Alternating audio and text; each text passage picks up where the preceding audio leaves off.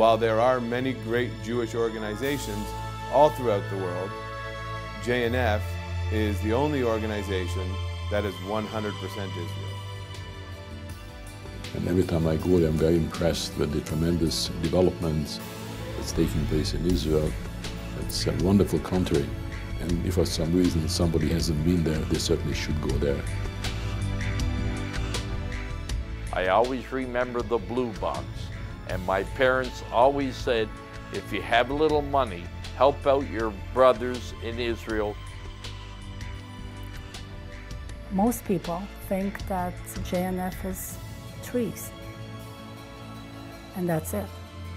And they don't realize that over 100 years ago, JNF was the one who started building Israel. And it's hard for people to imagine that JNF was actually the organization created to raise funds from Jews living all over the world to purchase the land to create what is now the State of Israel.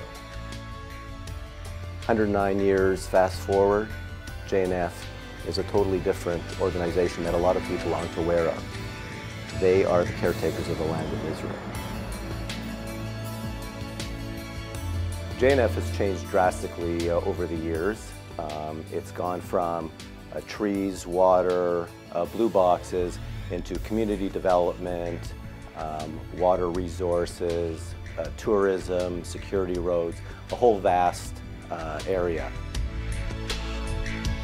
Ben-Gurion believed that the Negev could become green and to invest a lot of money into moving people down into the Negev and being able to develop it from the point of view of agriculture.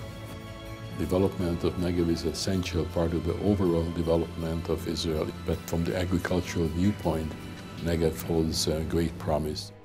The term Halutziot means pioneer. Halutziot is a tremendous example of JNF's work in community development. When people were taken from Gush Katif and brought out of their homes, JNF gave a parcel of land 5 minutes from the Egyptian border, a few minutes from Gaza, and you're standing on land that has been uninhabited since the beginning of time. And now there's roads, there's sewers, there's homes. And this is thanks not only to JNF, but the spirit, the pioneering spirit of what is Israel today. Just imagine 1 year ago there was nothing over here. Nothing, extremely nothing over here, the middle of the desert. And what you see over here is bringing life to the Negev, is making the desert bloom.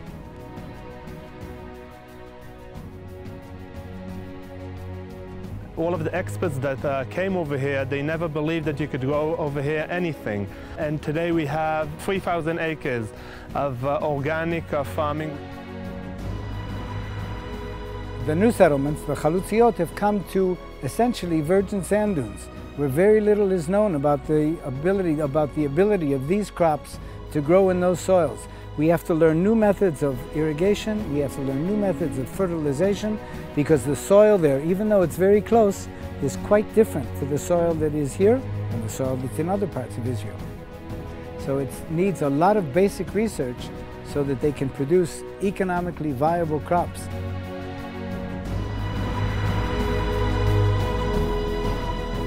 And when you would come in 1 year, you would see over here a totally different thing. You would see over here like an oasis in the middle of the desert. This area that it has only, you could see, sand and sand and sand and nothing but sand. In 10 years, there's going to be thousands of people, maybe even thousands of families who are going to live and learn and work in this area. This is what you are going to see in 1 year with the help of JNF Canada.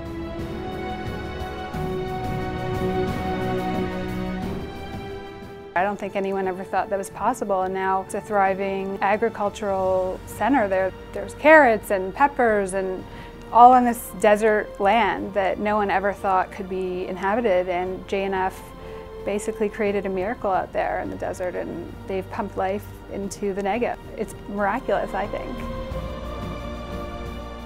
When I went to visit the land back in February, we were pulling organic carrots out of the sand that was literally the same sand that was there thousands of years ago. And thanks to JNF, our research and development centers, and the help of some local farmers, and the new residents of Halutziot, we were able to turn this piece of desert into an outstanding organic farming community.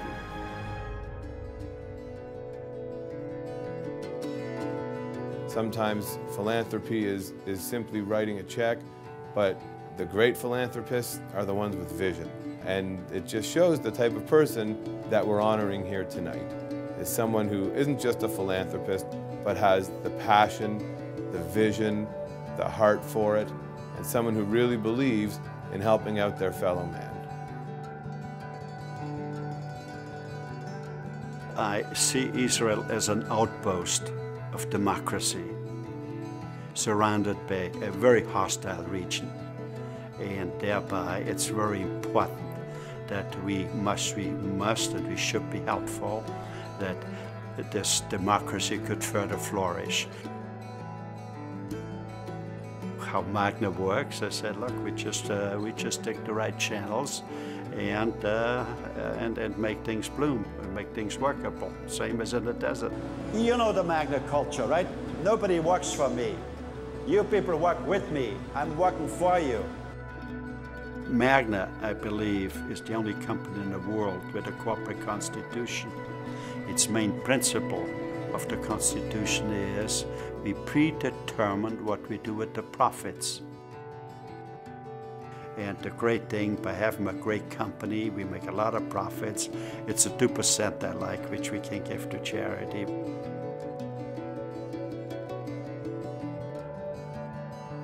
Several years ago, when Hurricane Katrina struck and there was thousands and thousands of people with nowhere to live, it was Frank Stronach who decided to create a community to house people for 5 years to help them to get back on their feet. I was born in Austria. Both my parents were factory workers, but they never got married. Okay, so I had the maiden name of my mother. My father's name was Adelman, Anton Adelman, and he was known as a devout communist, and there was some Jewish in his son from my father's side, yeah. So, that's why I guess I had more of an open attitude, because he always told me, look at the Nazis, look at that, right? And at one time he was drafted, right? At one time he told me he was arrested, because he told me he worked for the Russian underground, and he was led away being shot, and there was some fighter bombers or whatever, and he got away, right? My only drive was never to be hungry anymore, never to crawl from anyone, and always to walk, you know, like a proud man, right? And so I was the first few years when I was in Canada, I was preoccupied to achieve that, to achieve freedom.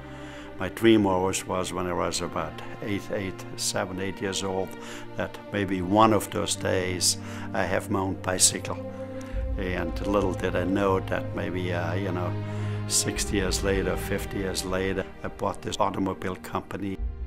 And I guess in a way I look at what Frank has done and created Magna out of from one person over a number of years, and 76,000 employees and factories all over the world and billions of dollars of revenue.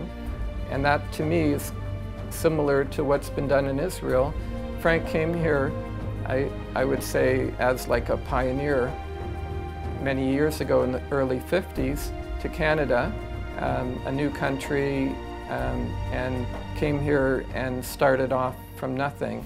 And now in Israel we have the same opportunity. Frank always wants to put his efforts and his money into a country or a company that is continually developing new technology for the good of mankind.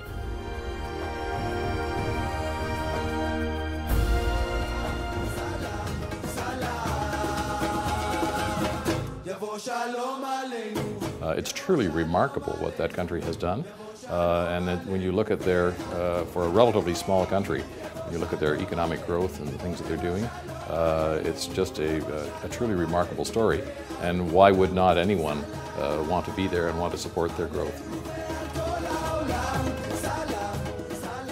If you want to support the land of Israel, if you want to support Israel as a whole, the address is JNF. JNF is 100% Israel. JNF is 100% Israel. JNF is 100% Israel. JNF is 100% Israel. JNF is 100% Israel. JNF is 100% Israel.